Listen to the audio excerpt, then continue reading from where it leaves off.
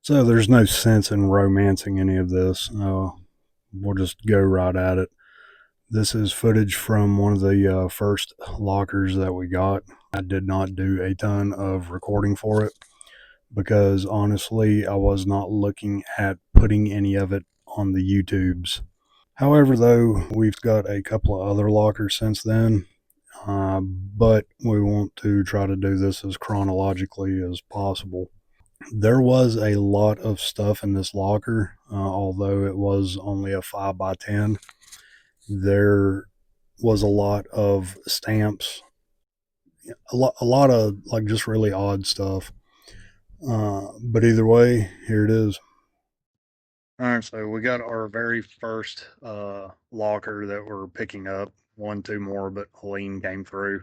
You think we're going to strike it rich? Yeah. I hope so.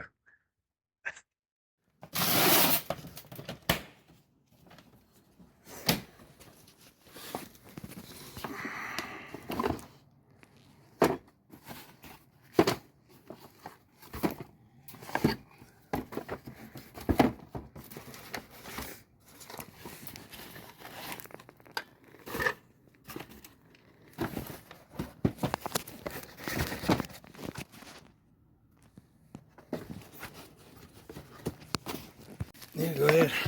Look, I'm gonna have to put these in this box right now. Closing it up.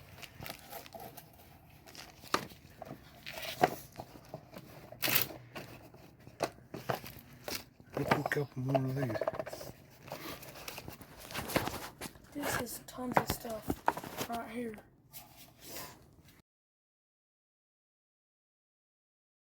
All right, first up, we have this Dracula and Witch doll. And then there are a lot of these boxes in here. This one has some odd bits of old games. And then there's this old looking copper tea kettle, a 1942 Watkins Almanac, a box of old postcards,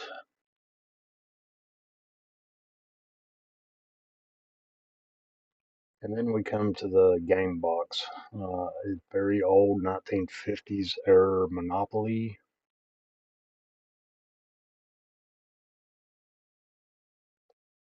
Although the cards and the money look the same, the one big difference I saw was that the hotels and the houses are made out of wood. A couple of the other old boxes, there's a magnetic tic-tac-toe, and then a cat tail ring game, and then a couple of other various boxes that have odds.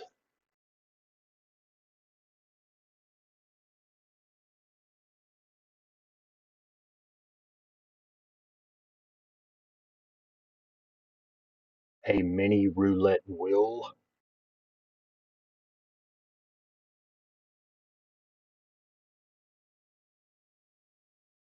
Then there is a box of the old wooden poker chips.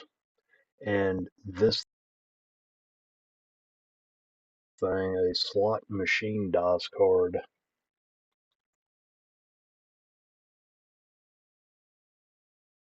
The build a box. A lot of this puts me in the mind of something from, say, maybe 1950s era that they were wanting to keep or just found themselves keeping from their childhood.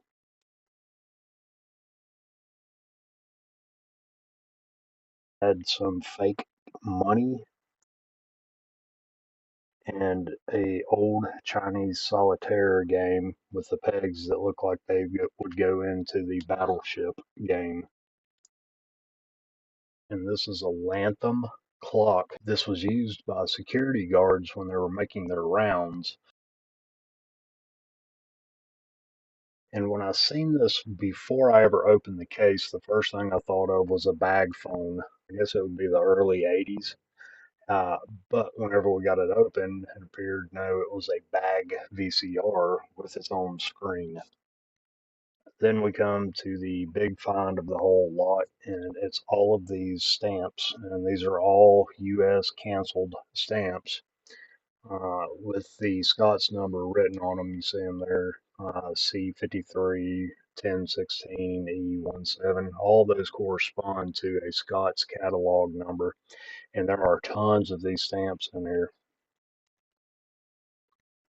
There were also two of those Hackney boxes full of old glassware. Okay, as promised, and as part of the subtitle for this, is where to buy. To be honest with you, one of the best places to start, the Goodwills and other local thrift stores. Flea markets, yard sales are really dependent upon the season for more specific things. Craigslist, Facebook Marketplace, and eBay. But there's a couple of things you need to know before you get into the whole world of storage auctions. And the first one is doing them online or even in person, you're going to be paying a fee if you win.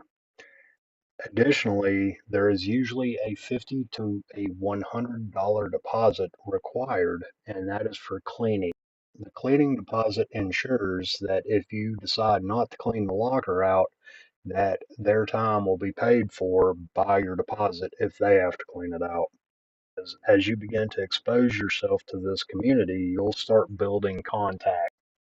Two examples come to mind of this building contacts, and that is one of them at a local thrift store that they knew I collected old pre-World War II books. And through this, I stumbled onto a massive collection of older books, collection of stamps, a huge World War II collection, the ephemera and memorabilia. The second one that comes to mind is a coworker knew that I collected comic books, and he was on Facebook Marketplace one day and found somebody local that was selling a collection of over 8,000 comic books for $3,200. Just remember that because I will tell a little bit more of that story as we progress through the stages as it relates to it, but never, never, never underestimate the power of building contacts. Finally, what to look for. We will dive more deeply into this once we get to the stage 4 video research. The more that you do it, the more that you're exposed to it, the more knowledge you're going to gain. But what I want to do is point out a few things that may not be as obvious as you would think. The first thing I do want to point out is be aware of staging. And by staging, I mean it looks like somebody went to a disproportionate degree to make something look better than it is.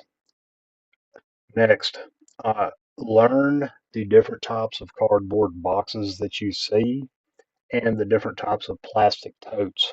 This specific locker that we just went through in this video, the thing that drew my attention to it was these plastic containers. I believe it's Hackney in them, but it's a plastic interlocking container you can put locks on or know how to tell the difference between corners of boxes. But they're the big white boxes that most collectors use for any sort of or volume of comic books or cards. But, however, we need to come back to the very first point because there's a second point. That is the method by which the storage locker was packed. And by that, I mean, was everything thrown in there with no care? Chances are you have no idea what's going to be in there, and there's no real logical process you can follow.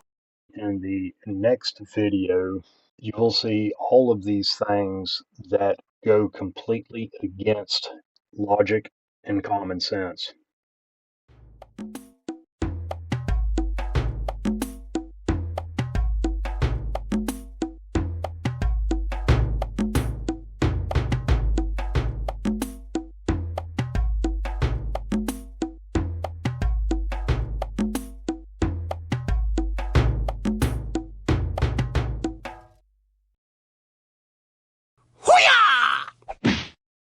fabulous.